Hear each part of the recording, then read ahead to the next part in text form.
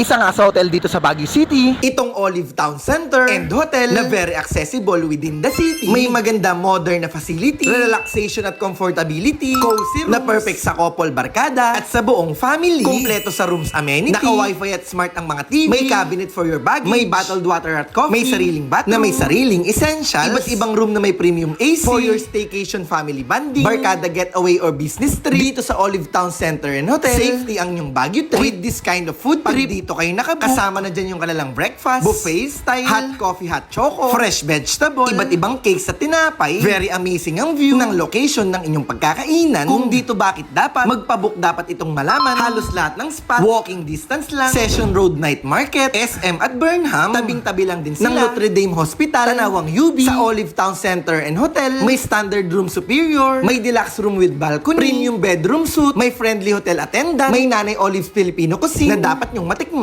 Halos kompleto, mga bilihan andito sa mismong ground floor area, very easy at siguradong less worry. Kaya naman kung isa kayo sa naghahanap ng hotel sa Baguio City, sa Olive, tara G!